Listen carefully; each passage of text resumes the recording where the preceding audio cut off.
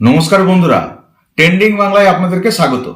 ভাবুন তো, পৃথিবীর সবচেয়ে শক্তিশালী দেশ আমেরিকা হঠাৎ করে বলছে একটা দ্বীপ তার চাই চাই। না কোনো যুদ্ধ ঘোষণা, না কোনো গণভোট, একদম সোজাসুজি দাবি করে বসছে। সেই দ্বীপটা কোনো মরুভূমি নয় কিংবা কোনো পরিত্যক্ত বরফখণ্ডও নয়, সেখানে হাজার হাজার মানুষ বসবাস করছে, রয়েছে নিজস্ব সরকার, নিজস্ব পরিচয়। তবুও কেন হঠাৎ করে গ্রিনল্যান্ড হয়ে উঠল বিশ্ব রাজনীতির সবচেয়ে স্পর্শকাতর একটা নাম? কেন ইউরোপ আমেরিকার মুখোমুখি দাঁড়িয়ে যাচ্ছে?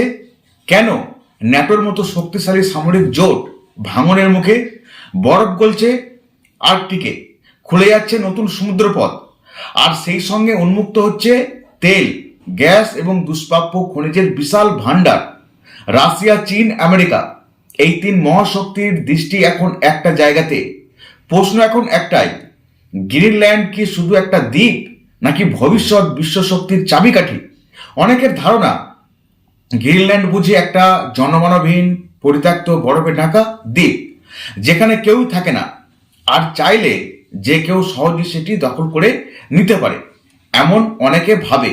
কিন্তু এই বাস্তবতা সম্পূর্ণ আলাদা। যদি আমরা এই ব্যাপারটাকে জানি তাহলে বুঝতে পারবো। গ্রিনল্যান্ডে বর্তমানে প্রায় 56,000 মানুষ বসবাস করেন, যাদের অধিকাংশই ইনুইট আদিবাসী জনগোষ্ঠীর অন্তর্ভুক্ত।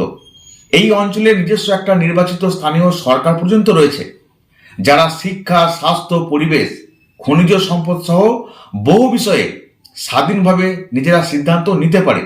কেবলমাত্র পররাষ্ট্রনীতি এবং প্রতিরক্ষা সংক্রান্ত বিষয়গুলোতে গ্রিনল্যান্ড এখনও ডেনমার্কের ওপর নির্ভরশীল। গ্রিনল্যান্ড কোনোভাবেই একটা অকেজো কিংবা গুরুত্বহীন দ্বীপ মোটেও না, বরং এর কৌশলগত অবস্থান এতটাই গুরুত্বপূর্ণ যে যদি কোনো বিদেশি শক্তি জোরপূর্বক গ্রিনল্যান্ড দখলের চেষ্টা করে, তবে তাকে সরাসরি ন্যাটোর মোকাবিলা করতে হবে। পরিস্থিতি জটিলতা এখানেই, কারণ এই পুরো বিতর্কের কেন্দ্রে রয়েছে স্বয়ং যুক্তরাষ্ট্র। সাম্প্রতিক খবরে জানা যাচ্ছে গ্রিনল্যান্ড ইস্যুতে ইউরোপ ও আমেরিকার মধ্যে মুখোমুখি একটা অবস্থান তৈরি হয়েছে। আজকে বিগত কয়েকদিন ধরে আমরা দেখছি গ্রিনল্যান্ড নিয়ে বিশ্ব রাজনীতি তোলপাড়। তার মূল কেন্দ্রে রয়েছে আমেরিকা। বর্তমান পরিস্থিতিকে আরো জটিল করে তুলেছে চীনের ক্রমবর্ধমান আগ্রহ। যুক্তরাষ্ট্রের প্রাক্তন প্রেসিডেন্ট ডোনাল্ড ট্রাম্প প্রকাশ্যে ঘোষণা করেছেন যে গ্রিনল্যান্ড আমেরিকার জাতীয় নিরাপত্তার জন্য অপরিহার্য। তার বক্তব্য, গ্রিনল্যান্ড আমাদের দরকার জাতীয় নিরাপত্তার স্বার্থে। কিন্তু ডেনমার্ক এই দাবি সঙ্গে সঙ্গেই প্রত্যাখ্যান করে দিয়েছে। ডেনমার্কের প্রধানমন্ত্রী স্পষ্ট ভাষায় জানিয়েও দিয়েছেন, গ্রিনল্যান্ড বিক্রির জন্য নয়। গ্রিনল্যান্ড যুক্তরাষ্ট্রের অংশ হতে চায় না, যুক্তরাষ্ট্রের শাসনেও যেতে চায় না, এবং ভবিষ্যতে যুক্তরাষ্ট্রের অন্তর্ভুক্ত হবেও না। ইউরোপের অন্যান্য নেতারাও ডেনমার্ক এবং গ্রিনল্যান্ডের পাশে দাঁড়িয়ে গেছেন। তাদের মতে জোর করে কোনো ভূখণ্ড দখলের চিন্তাভাবনা ইউরোপ আমেরিকার দীর্ঘদিনের বন্ধুত্ব এবং আন্তর্জাতিক আইনের সম্পূর্ণ পরিপন্থী। এখানে উল্লেখযোগ্য বিষয় হল 2019 সালেও ট্রাম্প প্রথমবার গ্রিনল্যান্ড কেনার প্রস্তাব দিয়েছিলেন। তখন ডেনমার্ক সেটা সরাসরি নাকচ করে দেয় এবং ক্ষুব্ধ হয়ে ট্রাম্প তার ডেনমার্ক সফর বাতিল করেছিলেন। তখন অনেকেই ভেবেছিলেন বিষয়টা সেখানেই শেষ, কিন্তু এবার ট্রাম্প আবারও একই ইস্যু সামনে এনে দিয়েছেন এবং এবার তার বক্তব্য আরো আক্রমণাত্মক। এমনকি তিনি ইঙ্গিত দিয়েছেন যে পছন্দ হোক কিংবা না হোক, আমেরিকা গ্রিনল্যান্ড দখলের পরিকল্পনা করছে। এই বক্তব্যে পুরো ইউরোপ এবং ন্যাটো জোট কার্যত স্তম্ভিত হয়ে গেছে। তার এই হুঙ্কারে গ্রিনল্যান্ড ডেনমার্কের অংশ, আর ডেনমার্ক ন্যাটোর একটা গুরুত্বপূর্ণ সদস্য। ন্যাটোর মূল নীতি হলো একটা সদস্য রাষ্ট্রের উপর আক্রমণ মানেই সকল সদস্যের উপর আক্রমণ করা। সুতরাং যুক্তরাষ্ট্র যদি জোর করে গ্রিনল্যান্ড দখলের চেষ্টা করে, তাহলে সেটা কার্যত ন্যাটোর এক সদস্যর দ্বারা আর এক সদস্যের বিরুদ্ধে যুদ্ধ ঘোষণার সমান। ডেনমার্কের প্রধানমন্ত্রী ইতিমধ্যেই সতর্ক করে বলেছেন, এমন কিছু হলে ন্যাটো জোট চিরতরে ভেঙে পড়তে পারে। ইউরোপ ও ন্যাটো যুক্তরাষ্ট্রকে স্পষ্টভাবে জানিয়েও দিয়েছে, গ্রিনল্যান্ড নিয়ে কোনো ধরনের জবরদস্তি তারা মানবে না। এর মধ্যেই ডেনমার্ক গ্রিনল্যান্ডে নিজের সামরিক উপস্থিতি বাড়াতে শুরু করেছে। তারা তো ভয় পাচ্ছে। যেভাবে আমেরিকা, ডোনাল্ড ট্রাম্প তাদেরকে হুঁশিয়ারি দিচ্ছে, ভয় পাওয়াটাই স্বাভাবিক। যদিও ডেনমার্ক এবং যুক্তরাষ্ট্রের মধ্যে 1951 সালের একটা প্রতিরক্ষা চুক্তি আছে, যার আওতায় যুক্তরাষ্ট্র গ্রিনল্যান্ডে সামরিক ঘাঁটি স্থাপন এবং সেনা মোতায়েন করতে পারে। কিন্তু ট্রাম্পের লক্ষ্য শুধু ঘাঁটি নয়, তিনি চান পুরো ভূখণ্ডের মালিকানা, পুরো গ্রিনল্যান্ড তিনি চাইছেন। প্রশ্ন হলো কেন কেন এর প্রতি তিনি এত আকৃষ্ট? এর উত্তর লুকিয়ে আছে আর্কটিক অঞ্চলে। যুক্তরাষ্ট্র ছাড়াও রাশিয়া ও চীনের মতো শক্তিধর দেশগুলোর নজর পড়েছে এই বরফে ঢাকা দ্বীপটার ওপর। দীর্ঘদিন আর্কটিক মহাসাগর ঘন বরফে আচ্ছাদিত থাকায় সেখানে সামুদ্রিক যাতায়াত ছিল অসম্ভব। কিন্তু গ্লোবাল ওয়ার্মিং এর ফলে পরিস্থিতি সম্পূর্ণ সেখানে বদলে গেছে। বিজ্ঞানীরা বলছেন আর্কটিক অঞ্চল পৃথিবীর অন্যান্য অংশের তুলনায় 4 গুণ দ্রুত উষ্ণ হচ্ছে। এর ফলে প্রতি বছর গ্রীষ্মকালে বরফ আরো বেশি গলে যাচ্ছে। তৈরি হচ্ছে নতুন নতুন সমুদ্রপথ। এই নতুন সমুদ্রপথ এশিয়া, ইউরোপ এবং উত্তর আমেরিকার মধ্যে দূরত্ব হাজার হাজার কিলোমিটার কমিয়ে দিতে পারে। বাণিজ্যিক জাহাজগুলিকে আরো সুয়েজ খাল এবং ভারত মহাসাগর ঘুরতে হবে না। এর অর্থ সময় এবং খরচ দুই বাঁচবে। পাশাপাশি আর্কটিক অঞ্চলে রয়েছে বিপুল তেলের ভান্ডার, গ্যাস, মাছ এবং খনিজ সম্পদের সম্ভাবনা। তৃতীয়ত, এই অঞ্চল সামরিক দৃষ্টিকোণ থেকেও অত্যন্ত তাৎপর্যপূর্ণ গুরুত্ব রয়েছে। এই 3টি কারণেই আর্কটিক আজ বৈশ্বিক শক্তি প্রতিযোগিতায় নতুন ময়দানে পরিণত হচ্ছে। আর সেই ময়দানের কেন্দ্রে রয়েছে গ্রিনল্যান্ড। আমেরিকা প্রথম থেকে এই সামগ্রিক সুবিধার জন্য গ্রিনল্যান্ডে তারা চিন্তা ভাবনা করছে দখল করবে। যদিও তারা এত সহজে সেটা পাচ্ছে না, কিন্তু হুঙ্কার দিয়েই চলেছে। গ্রিনল্যান্ডের ভৌগোলিক অবস্থান এমন যে এটি উত্তর আটলান্টিক এবং আর্কটিক দুয়ের মাঝখানে একটা প্রাকৃতিক চৌকি। কোল্ড ওয়ারের সময় এই অঞ্চল ছিল যুক্তরাষ্ট্র এবং সোভিয়েত ইউনিয়নের মধ্যে সম্ভাব্য ক্ষেপণাস্ত্র হামলার সবচেয়ে সোজা সরল সংক্ষিপ্ত পথ। আর এই কারণে যুক্তরাষ্ট্রে গ্রিনল্যান্ডে আগাম সতর্কীকরণ, রাডার এবং সামরিক ঘাঁটি স্থাপন করেছিল। আজ আবার সেই পরিস্থিতি ফিরে আসছে। রাশিয়া তার আর্কটিক উপকূলে পুরনো সামরিক ঘাঁটি নতুন করে পুনরুজ্জীবিত করছে, নতুন আইস ব্রেকার জাহাজ বানিয়েছে এবং উত্তর মেরুর সমুদ্রস্থলে পতাকা স্থাপন করে নিজের দাবি জাহির করছে। আবার চীন নিজেকে নিয়ার আর্কটিক স্টেট ঘোষণা করে রাশিয়ার সঙ্গে মিলিয়ে পোলার সিল্ক রোড প্রকল্পে বিনিয়োগ করছে। এই প্রেক্ষাপটে যুক্তরাষ্ট্র মনে করছে গ্রিনল্যান্ডের পূর্ণ নিয়ন্ত্রণ না পেলে সেই আর্কটিক প্রতিযোগিতায় পিছিয়ে পড়বে। শুধু ব্যবহার অধিকার আর মালিকানা এক জিনিস হতে পারে না।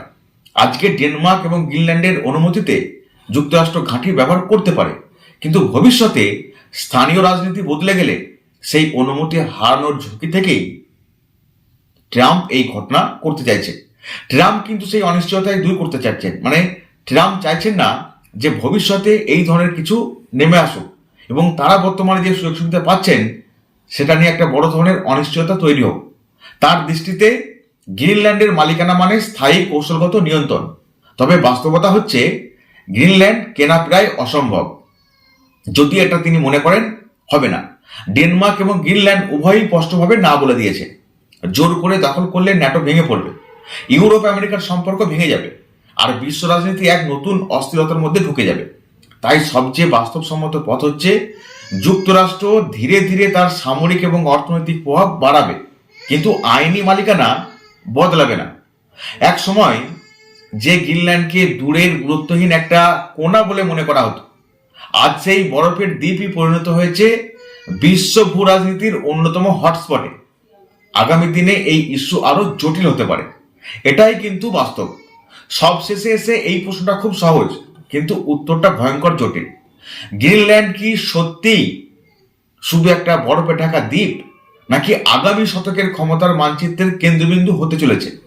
আজকে যে গ্রিনল্যান্ডকে নিয়ে এত টানাটানি, এত কূটনৈতিক উত্তেজনা, এত সামরিক প্রস্তুতি, তা কি হঠাৎ করে তৈরি হলো, নাকি বহু বছর ধরে জমে থাকা লোভ, ভয় আর আধিপত্য রাজনীতির স্বাভাবিক বিস্ফোরণ আমরা এখন চোখের সামনে দেখতে পাচ্ছি?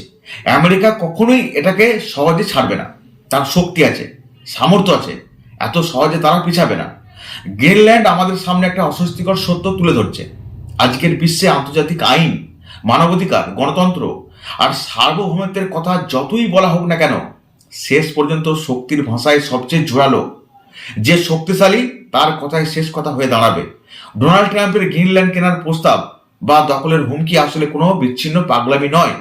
যারা ডোনাল্ড ট্রাম্পকে দেখেছেন, চেনেন, তারা জানেন এটা প্রথমবার নয়, এটা সেই মানসিকতার প্রকাশ যেখানে একটা ভূখণ্ডকে দেখা যায় রিয়েল এস্টেটের প্লটের মতো, যেটা দরকার হলে কেনা যাবে আর দরকার পড়লে জোর করে দখল করা যাবে।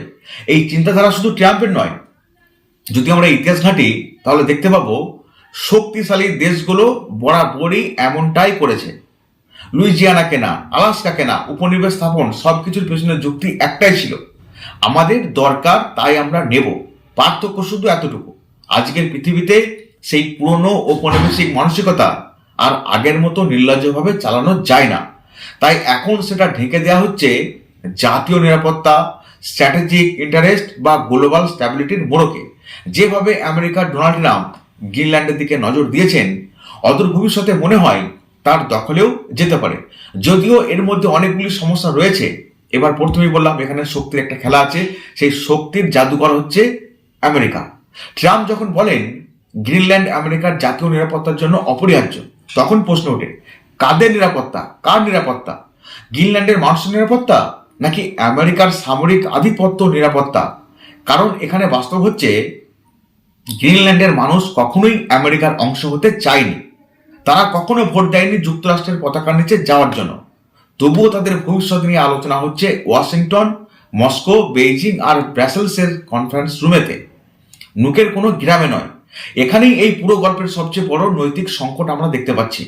আমরা এমন এক বিশ্বে বাস করছি যেখানে বড় শক্তিশালী ছোট জনগোষ্ঠীর ইচ্ছাকে প্রায় গুরুত্বই দিচ্ছে না। ইনুইট জনগোষ্ঠীর হাজার হাজার বছরের ইতিহাস, সংস্কৃতি এবং জীবনযাপন সবকিছু যেন হঠাৎ করে অদৃশ্য হয়ে যাবে যখন বরফের নিচে তেল বা রেয়ার আর্থের সম্ভাবনার কথা ওঠে। প্রশ্ন হচ্ছে উন্নয়ন কাদের জন্য, নিরাপত্তা কাদের জন্য, আর সিদ্ধান্ত নেওয়ার অধিকারী কার রয়েছে? এখানে কি ট্রাম্পের আছে? ডেনমার্ক এবং ইউরোপ এই জায়গাতেই একটু আলাদা অবস্থান নিয়েছে। তারা অন্তত মুখে বলছে গ্রিনল্যান্ড বিক্রির জন্য কোনোভাবেই নয়, গ্রিনল্যান্ডের ভবিষ্যৎ ঠিক করবে গ্রিনল্যান্ডের মানুষই। কিন্তু ইউরোপের এই নৈতিক অবস্থান কতটা শক্ত হবে আগামীতে, তাদের পিছনেও ভয় আছে। সত্যি কি তারা যুক্তরাষ্ট্রের সামনে দাঁড়াতে পারবে, ধোপে টিকতে পারবে? যদি চাপ আরো বাড়ে, নাটোর মতো জোট কি আদৌ টিকে থাকবে? যদি এক সদস্য নিজের স্বার্থে অন্য সদস্যর সার্বভৌমত্ব প্রশ্নবিদ্ধ করে, এই প্রশ্নগুলোর উত্তর আজ কারো কাছে নেই। কারণ ন্যাটো এমন এক সময়ের সন্তান যখন শত্রু ছিল পরিষ্কার সোভিয়েত ইউনিয়ন। আজ শত্রু অনেক বেশি জটিল। রাশিয়া আছে, চীন আছে, কিন্তু তার পাশাপাশি আছে নিজেদের ভিতরের বিভাজনটা। গ্রিনল্যান্ড ইস্যু সেই বিভাজনকে প্রকাশ্যে এনে দিয়েছে। যদি কাল যুক্তরাষ্ট্র সত্যি আরো আক্রমণাত্মক অবস্থান নিয়ে নেয়, তখন ইউরোপকে বেছে নিতে হবে হয় বন্ধুত্ব নাকি অন্য কোনো নীতি, বা নিরাপত্তা নাকি আত্মসম্মান। আর এই পুরো নাটকের পিছনে যে নীরব চরিত্রটা দাঁড়িয়ে আছে সেটা হচ্ছে জলবায়ু পরিবর্তন। বরফ গলছে বলেই গ্রিনল্যান্ড আজকে এতটা গুরুত্বপূর্ণ হয়ে উঠেছে গোটা বিশ্বে। আর্কটিক খুলে যাচ্ছে বলেই নতুন সমুদ্র পথ, নতুন খনিজ, নতুন সামরিক সম্ভাবনার কথা হচ্ছে। অর্থাৎ আমরা নিজেরাই যে পরিবেশ ধ্বংস করেছি, সেই ধ্বংস থেকেই জন্ম নিচ্ছে আগামী দিনের একটা বড় যুদ্ধক্ষেত্র। এটা এক নির্মম পরিহাস, মানুষ প্রকৃতিকে ধ্বংস করছে, আর সেই ধ্বংসের ফলাফল নিয়ে মানুষ আবার মানুষের বিরুদ্ধে লড়াইয়ের জন্য প্রস্তুতি নিচ্ছে। আমেরিকা যদি চুপ থাকে তাহলে কিচ্ছু হবে না। এর মূল সমস্যার মূলে আমেরিকার ডোনাল্ড ট্রাম্প, তাদের কার্যকলাপ, তাদের শক্তি, তাদের অর্থ। রাশিয়া এই খেলায় অনেক আগেই নেমেছে। তার আর্কটিক ঘাঁটি, আইস ব্রেকার, পতাকা গেড়ে দেওয়া সবই দেখিয়ে দিচ্ছে মস্কো বিষয়টাকে কতটা সিরিয়াসলি নিচ্ছে। চীন আরো চুপচাপ, আরো ধৈর্য ধরে এগিয়ে যাচ্ছে। সে জানে আজ না হোক কাল আর্কটিক বিশ্ব বাণিজ্যের বড় রাস্তা হবেই হবে। তাই বিনিয়োগ, অবকাঠামো, গবেষণা সব জায়গায় সে পা রাখছে। আর আমেরিকা কিন্তু হঠাৎ বুঝতে পারছে এই খেলায় সে কিছুটা দেরিতে নেমেছে। সেই দেরির আতঙ্কই ট্রাম্পের বক্তব্যে এতটা আগ্রাসী রূপ নিচ্ছে। কিন্তু আতঙ্ক দিয়ে তো আর বিশ্ব চালানো যায় না, জোর করে দখল দিয়ে নিরাপত্তা আসে না। ইতিহাস তার সব থেকে বড় প্রমাণ। ট্রাম্প যতই ছটফট করুক গ্রিনল্যান্ড দখলের জন্য বা কেনার জন্য, যতই তার জোর খাটায়, এই মুহূর্তে সম্ভব নয়। যদি যুক্তরাষ্ট্র গ্রিনল্যান্ড নিয়ে বাড়াবাড়ি করে, তাহলে সে শুধু ইউরোপের আস্থাই হারাবে না, নিজের নৈতিক অবস্থানটাও হারিয়ে ফেলবে। যে দেশ এতদিন গণতন্ত্র আর আন্তর্জাতিক আইনের কথা বলে এসেছে, সেই দেশই যদি জবরদস্তির পথে হাঁটে, তাহলে আর কাউকে উপদেশ দেওয়ার অধিকার অন্তত তার থাকবে না। যুক্তরাষ্ট্রের কথা বলা হচ্ছে। গ্রিনল্যান্ড আসলে একটা আয়নার মতো। এই আয়নায় আমরা দেখতে পাচ্ছি আজকের বিশ্বের আসল চেহারাটা, যেখানে শক্তি মানে ন্যায় নয়, স্বার্থ এবং সুবিধাই হচ্ছে তাদের কাছে শেষ কথা। আর ভূ রাজনীতিতে মানুষ স্বার্থটাই আগে দেখে। যেখানে ছোট জাতির ভবিষ্যৎ বড় শক্তির দাবার ঘুঁটি, যেখানে জলবায়ু সংকট শুধু পরিবেশগত সমস্যা নয়, বরং সরাসরি যুদ্ধ এবং দখলের বড় কারণ। তবু সব শেষ হয়ে যায়নি এখনো পর্যন্ত। গ্রিনল্যান্ডের মানুষের হাতে এখনো কিছুটা ক্ষমতা আছে। ইউরোপ এখনো পুরোপুরি নথি স্বীকার করেনি। আন্তর্জাতিক সমাজ এখনো চোখ বন্ধ করেনি। এই মুহূর্তটাই সবচেয়ে গুরুত্বপূর্ণ। সবাই ওর দিকে গুরুত্বপূর্ণ একটা দৃষ্টি রেখেছে। এত সহজে যুক্তরাষ্ট্র এটা নিতে পারবে না, কারণ আজকে যে সিদ্ধান্তগুলো নেওয়া হবে সেগুলো ঠিক করে দেবে ভবিষ্যৎ পৃথিবীর সহযোগিতার পথে হাঁটবে, নাকি নতুন করে ঠান্ডা যুদ্ধের পথ ধরে এগিয়ে যাবে। প্রশ্নটা তাই শুধু গ্রিনল্যান্ডকে নিয়ে নয়, প্রশ্নটা হলো এই পৃথিবী কার, শক্তিশালীদের নাকি সেখানে বসবাস করা সাধারণ মানুষের? উত্তরটা আমরা আজ না দিলেও ইতিহাস কিন্তু একদিন ঠিকই হিসাব নেবে। আর গ্রিনল্যান্ড সেই ইতিহাসের প্রথম অধ্যায় হয়ে উঠেছে। বরফের নিচে চাপা পড়ে থাকা সত্যর মতোই ঠান্ডা, কিন্তু ভয়ঙ্করভাবে সেটা বাস্তবসম্মত।